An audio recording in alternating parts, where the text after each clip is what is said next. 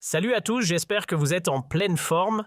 Souvenez-vous bien, le 5 janvier 2026, on vous avait concocté un épisode plutôt costaud dans les 30 minutes où tout avait été décortiqué avec une clarté chirurgicale. On y revenait sur ce fameux volte-face spectaculaire d'Abdi Boune. Oui, cette fameuse reculade dans le dossier explosif de l'interdiction du cache le CAG, accompagné cerise sur le gâteau du débarquement express. Salut à tous, j'espère que vous êtes en pleine forme.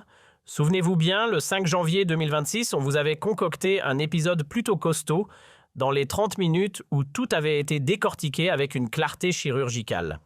On y revenait sur ce fameux volte-face spectaculaire d'Abdi Boune. Oui, cette fameuse reculade dans le dossier explosif de l'interdiction du cache le CAG, accompagné cerise sur le gâteau du débarquement express de Salah-ad-Din Taleb, le big boss de la Banque d'Algérie. Un beau coup de théâtre, vous vous en rappelez, le 4 janvier 2025, une date à graver dans le marbre ou à enterrer selon le point de vue. Ce jour-là, pendant qu'on signait l'arrêt de mort du gouverneur de la Banque d'Algérie limogé sans tambour mais avec fracas, Abdi Boune lui faisait machine arrière toute. Il tirait soudainement sur le frein à main d'un projet qui ressemblait davantage à un délire technocratique qu'à une réforme. Vous imaginez interdire purement et simplement aux commerçants algériens de déposer du liquide sur leur compte pro. Résultat, une grève généralisée planait à l'horizon comme un orage en plein été. Et je vous le dis, sans détour, si Mjid Tebboune n'avait pas mis le holà à cette idée complètement déconnectée de la réalité, on aurait assisté à une vraie descente aux enfers. Rappelez-vous, dès le 22 décembre, la Banque d'Algérie envoyait déjà ses directives exigeant que les commerçants se préparent à bannir tout dépôt en espèces. En clair, fini de déposer leurs recettes quotidiennes en cash. Il fallait désormais passer par virement ou par chèque. Un joli saut dans le vide, sans parachute. Le 30 décembre 2025, comme une sorte de cadeau de fin d'année empoisonné, on a balancé aux commerçants algériens un petit délai d'1 mois. 1 mois pas plus pour digérer la pilule et s'adapter à une décision aussi brutale que déconnectée. En gros, janvier allait servir de période de transition avant le couperet. À partir de février 2026, fini les transactions en liquide. On les poussait gentiment, ou plutôt de force, à transformer leurs clients en adeptes du virement bancaire du chèque, ou mieux encore du tout numérique. Le cash à bannir, même quand c'est tout ce que le client a dans la poche. Mais le hic, il est de taille, c'est que l'Algérie n'a ni les outils, ni l'infrastructure, ni même la préparation mentale pour basculer vers un modèle 100% dématérialisé. On l'a dit, répété, crié, même le pays n'est pas prêt. Et les commerçants, eux, n'allaient pas se laisser faire. Sans l'intervention de Mjid Tebboune, qui a eu le bon sens de freiner cette fuite en avant, on aurait assisté à une mobilisation massive. Une grève générale qui aurait paralysé l'économie et fait vaciller le pays tout entier. Oui, à ce point-là, imaginez un instant les routiers qui bloquent les routes, les commerçants qui baissent rideau, et pendant ce temps, plus rien ne circule. Pas de bus, pas de camions de livraison, pas de boutique ouverte, même pas une épicerie de quartier pour acheter un paquet de pâtes. Une vraie mise à l'arrêt général. Le pays aurait sombré dans une paralysie totale, avec pour décor des rues en colère, des rassemblements spontanés et des Algériens poussés à bout près à descendre massivement dans la rue. Un cocktail explosif parfait pour déclencher une tempête sociale dont les conséquences auraient été aussi graves qu'imprévisibles. Et c'est là, pile au bord du précipice, que Mjid Tebboune a fini par ouvrir les yeux. À la toute dernière minute, comme s'il avait été tiré d'un long sommeil politique. Il a capté enfin que gouverner par la matraque, par les décisions brutales, ça ne mène qu'au chaos. Il lui arrive de comprendre, oui, mais seulement quand il sent que le rapport de force commence sérieusement à lui glisser entre les doigts. Il a fini par piger, et il était temps que piloter l'économie d'un pays à coups de poing, avec une gestion façon bulldozer, ça ne produit qu'un chaos monumental. Mais ce qui intrigue, c'est pourquoi ce sursaut pile le 4 janvier, pourquoi pas 2 jours plus tôt, ni même à la veille du Nouvel An. Parce que, attention, accrochez-vous, entre le 2 et le 3 janvier 2026, une série de secousses s'est produite dans plusieurs zones ultra sensibles. Pas une, pas deux, mais 3 bombes prêtes à exploser. Première détonation, le secteur aérien. Oui, ce bon vieux ciel algérien, Les banques du pays, dans une soudaine crise de zèle réglementaire, ont commencé à contacter toutes les compagnies aériennes, opérant sur le territoire ALG bien sûr, mais aussi les poids lourds étrangers, comme Emirates, Turkish Air France ou encore Transavia. Que ce soit via leurs propres agences ou par le biais de revendeurs privés, tous ont reçu le même avertissement, le cash, c'est terminé. Et ça s'est passé entre le 2 et le 3 janvier. Les banques donc sont allées leur dire, avec tout le tact du monde, désormais toute vente de billets réglée en espèces interdite par décision d'en haut. C'était abrupt, c'était radical, et c'était la goutte d'huile sur le feu. Tenez-vous bien, la Banque d'Algérie, dans un élan de communication, disons confidentiel, a balancé une note, non pas un mémo officiel bien tamponné, une simple consigne verbale transmise discrètement aux banques locales. Pas de traces écrites, pas de communiqué public. Et que disait cette petite bombe murmurée? Eh bien qu'il fallait contacter toutes les compagnies aériennes, les mettre au parfum et leur imposer une règle claire. Fini les billets d'avion payés en cash. Nada. Terminé. Pourquoi cette décision tombée de nulle part? Parce que désormais les banques refuseraient tout dépôt d'argent liquide provenant des agences commerciales, qu'elles soient affiliées à Air Algérie ou à n'importe quelle compagnie étrangère. En résumé, même si une agence vend légalement un billet en espèces, elle ne pourra plus déposer cet argent sur son compte. Résultat, une panique générale surgit en une nuit comme une tempête. On dit aux compagnies, plus de ventes en liquide. Et là, c'est tout un pan de la population qui se retrouve pris de court, ceux qui pètent leurs billets pour le Hajj en cash, ceux qui volent vers la France, la Turquie, le Moyen-Orient ou la Tunisie, tous habitués à sortir des liasses plutôt qu'une carte bancaire. Pour eux, c'est un mur brutal qui vient de se dresser sans préavis. Encore une fois, que ce soit dans le ciel ou sur la route, que ce soit dans les marchés ou les boutiques, une réalité s'impose en Algérie, le cash, c'est le roi. Dans plus de 95% des transactions, c'est le billet qui parle. Et ce n'est pas à Air Algérie ni à un commerçant de quartier de faire la morale à leurs clients sur leur mode de paiement.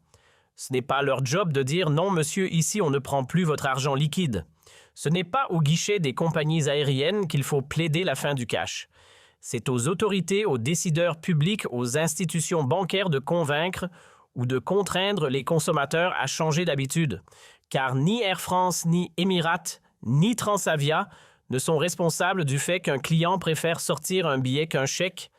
Et franchement, que peuvent-elles faire ces compagnies quand le client arrive avec une liasse, lui dire « Désolé, on ne vous vendra pas votre billet d'avion ».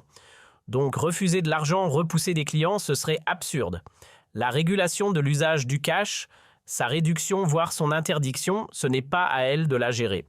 C'est un chantier qui concerne l'État, les banques et surtout les citoyens eux-mêmes.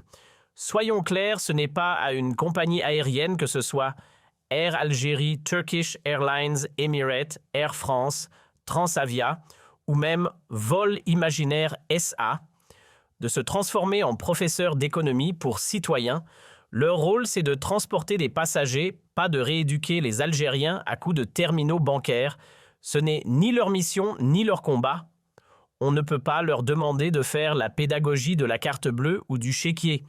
Et comme d'habitude, la méthode fut fidèle à elle-même, brutale, sèche, sans préavis. Une décision tombée du ciel sans amortisseur ni logique apparente.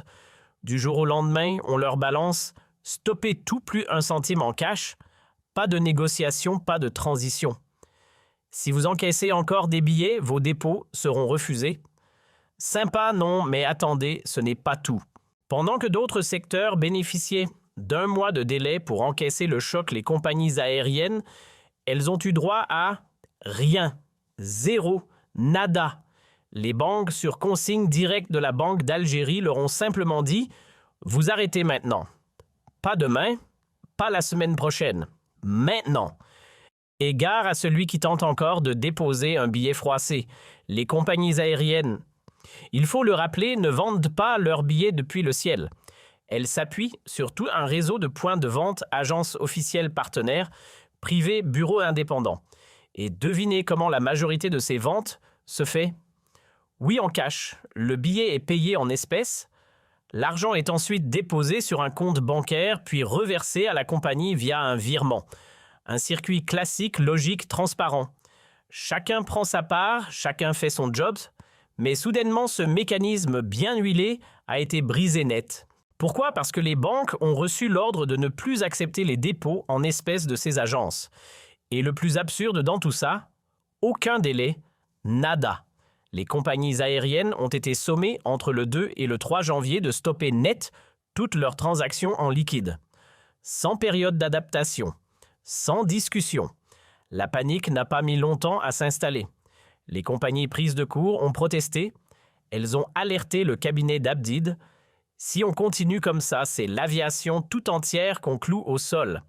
Franchement, imaginons une seconde, on dit aux Algériens, à ces millions de citoyens habitués à fonctionner avec du cash, désormais pour acheter un billet d'avion, il vous faut une carte bancaire.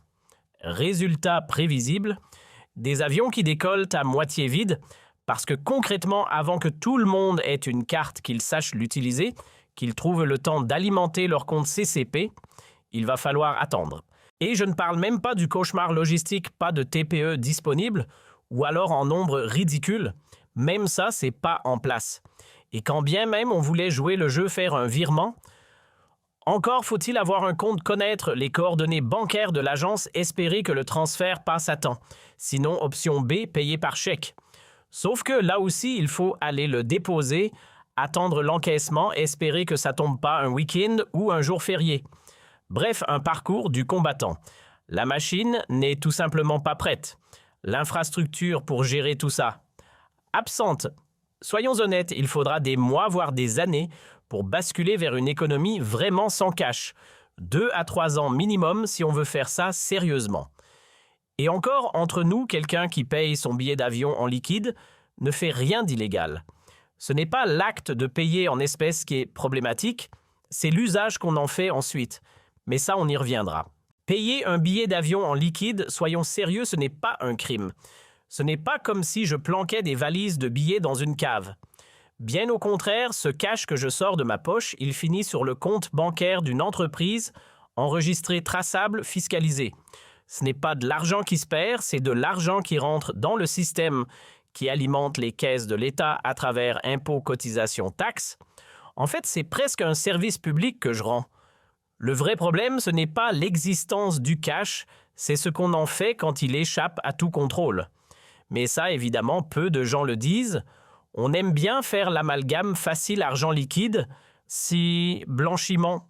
Faux. Car si vous voulez vraiment cacher de l'argent, il existe aujourd'hui 1000 techniques bien plus modernes. Crypto-monnaie, carte bancaire, prépayé, société, écran. Le cash lui est juste visible et c'est bien pour ça qu'il gêne. Bref, cette panique subite qui a gagné les compagnies aériennes n'est pas tombée du ciel. Elle a même atteint les plus hautes sphères de l'État. Abdou lui-même a reconnu le risque d'un blocage général du trafic aérien. Des compagnies prêtes à lâcher l'affaire des vols déjà déficitaires qui risquent de partir à vide ou de ne pas partir du tout. Et quand on sait que l'Algérie peine déjà à garder un minimum de présence internationale dans ses aéroports, cette nouvelle crise aurait pu clouer les avions au sol pour de bon. Et cette fois, l'atterrissage aurait été brutal et très coûteux. Le deuxième secteur à avoir été frappé de plein fouet par cette décision éclair brutale, précipitée et franchement bancale, c'est celui des sociétés chargées de traiter les demandes de visa. Vous connaissez les noms TLS Contact, BLS Capago. Des boîtes bien connues des Algériens parce que justement la majorité des gens paient leurs frais de dossier en espèces sonnantes et trébuchantes. Du bon vieux cash, mais voilà nouveau coup de théâtre signé Banque d'Algérie. Les banques commerciales sur ordre direct ont contacté ces entreprises pour leur passer un message sec et sans appel. À partir de maintenant, fini les remises en liquide sur vos comptes. Vos clients devront payer autrement, par chèque, par virement ou avec une carte bancaire. Facile à dire. Sauf que, devinez quoi? Aucune de ces firmes n'était prête à ce changement radical. Ni les terminaux de paiement, ni les systèmes de gestion, ni les procédures d'encaissement par chèque n'étaient en place.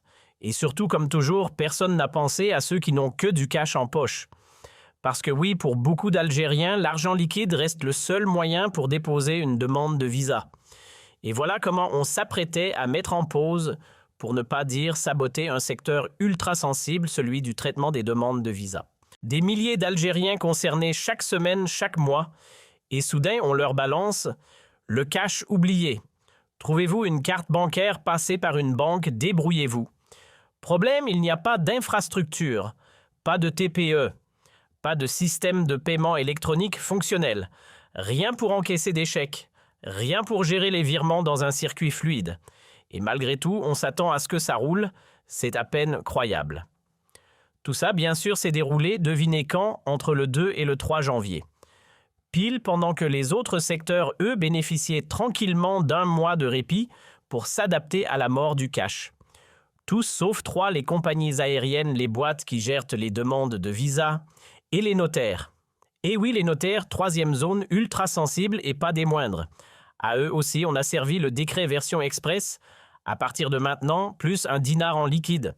Quelle que soit l'opération acte changement de statut, mise à jour notariale, vous encaissez autrement.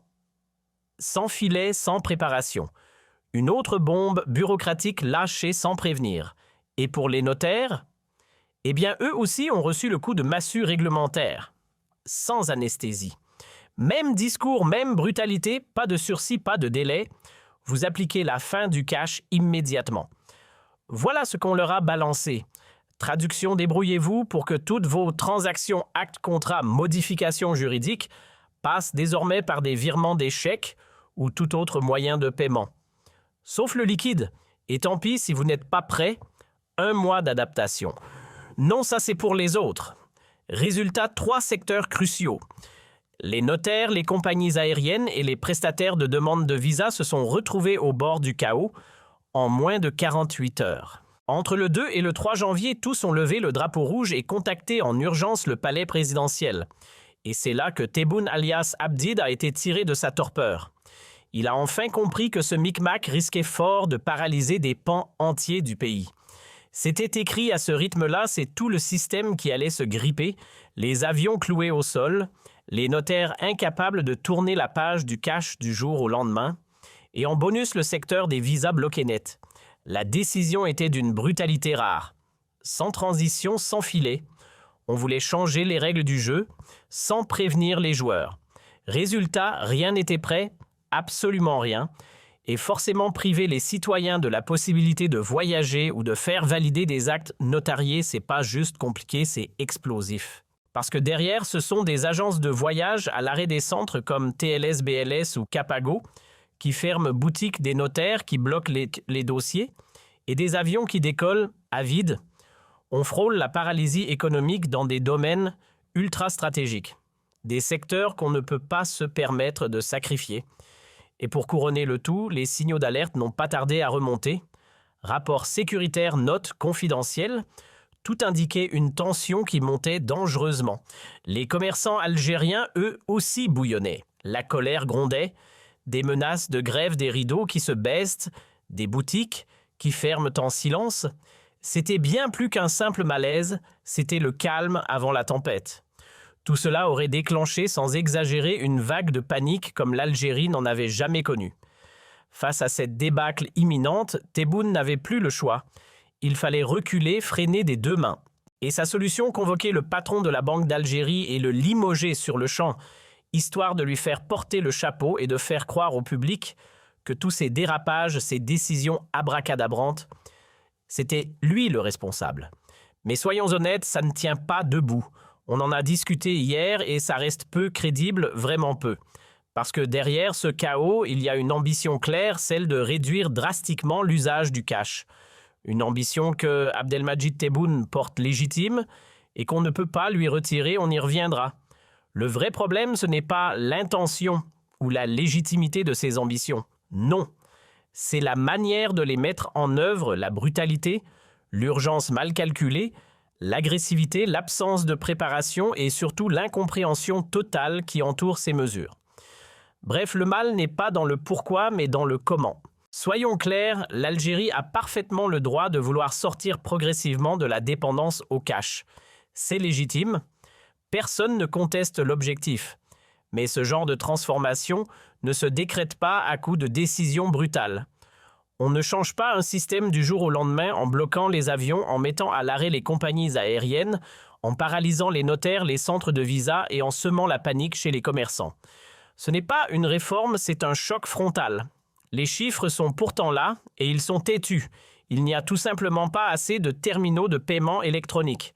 Le jour où le pays disposera de millions de TPE fonctionnels de machines pour déposer le cash de milliers de distributeurs de cartes et surtout de dizaines de millions de cartes de paiement en circulation ce jour-là, oui, on pourra sérieusement parler de limiter certaines transactions en espèces. Mais aujourd'hui, on en est très loin. Le pays n'a ni les outils, ni l'infrastructure, ni la préparation nécessaire. Et ce fossé entre les grandes ambitions affichées et les moyens réels de l'État pour gérer le pays révèle un problème bien plus profond, un décalage inquiétant entre ceux qui décident et la réalité du terrain. Le fossé entre ce que vivent réellement les Algériens et les stratégies imaginées dans les bureaux du pouvoir devient franchement alarmant. Ce décalage n'est pas anodin, il est dangereux, il inquiète et surtout il trahit une profonde déconnexion. Pire encore, il révèle une incapacité à comprendre le terrain et met en lumière un entourage politique qui souffle manifestement de très mauvais conseils aux décideurs. Résultat des plans mal pensés dès leur conception bancale avant même d'être appliqués.